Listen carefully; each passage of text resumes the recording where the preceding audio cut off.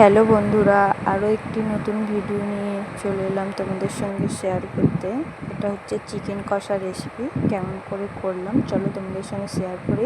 প্রথমেই 500 গ্রাম পেঁয়াজ ভালো করে ধুয়ে নিয়েছি, এখানে কুচিয়ে নিয়েছি। তারপরে এখানে নিয়েছিলাম 2 কেজি চিকেন, এর মধ্যে 2 চামচ ভিনিগার দিয়ে দিলাম।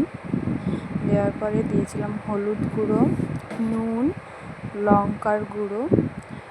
এটা চিকেনটা ম্যারিনেট করার জন্য এগুলো দিয়েছিলাম 2 বড় সাইজের পেঁয়াজ কুচি, আগে থেকেই বেটে রাখা আদা রসুন ও লঙ্কার পেস্ট, আর দিয়েছিলাম টমেটো কুচি, 50 ml সর্ষের তেল দিয়ে ভালো করে মাংসটা মেখে ম্যারিনেট হতে রেখে দেবো।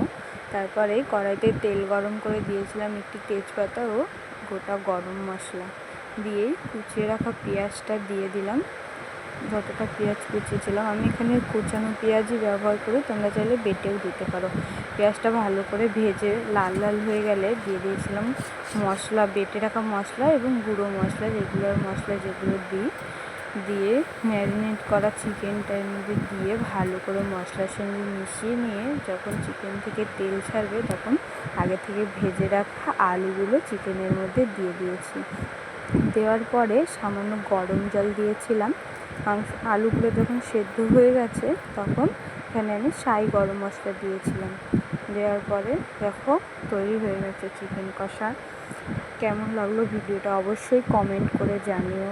ধন্যবাদ বন্ধুরা।